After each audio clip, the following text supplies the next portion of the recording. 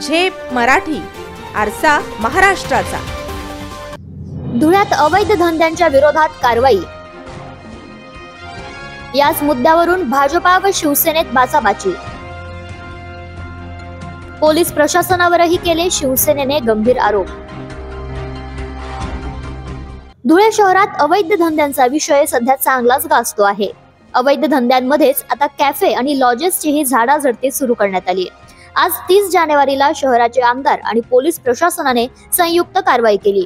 लोकप्रतिनिधींसह अधिकाऱ्यांचा ताफा देवपुरातील दत्त मंदिर चौकात असताना या ठिकाणी अचानक शिवसेनेचे पदाधिकारी दाखल झाले। यात जिल्हा प्रमुख अतुल सोनवणे, महानगर प्रमुख धीरज पाटील, माजी आमदार प्राध्यापक शरद पाटील, भरत मोरे, ललित माळी यांच्यासह बाकी पदाधिकारी व शिवसैनिकांचा समावेश होता।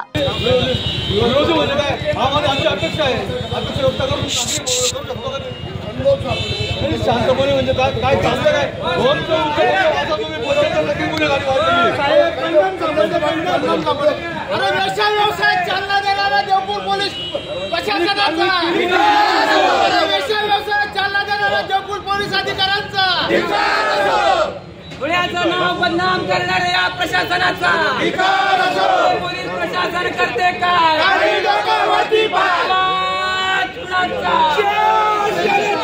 या शिवसैनिकांनी थेट पोलिसांवर आरोप केलेत। सुरू असलेले अवैध धंदे आणि मोकाट फिरणारे आरोपी यासाठी पोलिसांचेच सहकार्य असल्याचा आरोप शिवसैनिकांनी केला। या मुद्द्यावरून आमदार अनुप अग्रवाल यांच्यासोबत असणारे काही भाजपा कार्यकर्तेही पुढे सरसावले। त्यामुळे दोन्ही गटात काही वेळ शाब्दिक बाचाबाची झाली।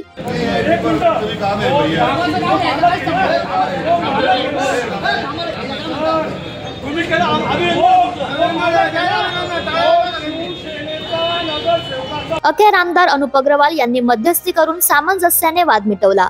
मात्र दोन्ही बाजूने जोरदार घोषणाबाजी झाल्याने या ठिकाणी काहीसा तणाव निर्माण झाला।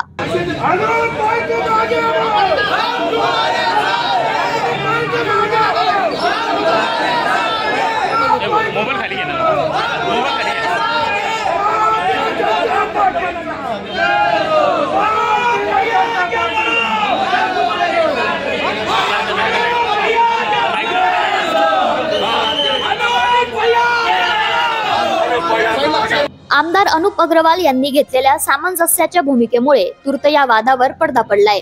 अवैध धंद्यांच्या विरोधात ठोस कारवाई होणार असेल तर आमदारांच्या मोहिमेला आमचाही पाठिंबा राहील अशी भूमिका शिवसेनेच्या पदाधिकाऱ्यांनी घेतली। प्रतिनिधी कार्तिक सोनवणे, झेप मराठी, धुळे। अशाच वेगळ्या आणि ताज्या बातम्यांसाठी पाहत रहा झेप मराठी, आरसा महाराष्ट्राचा। संपादक प्राध्यापक अनिल चव्हाण, धुळे।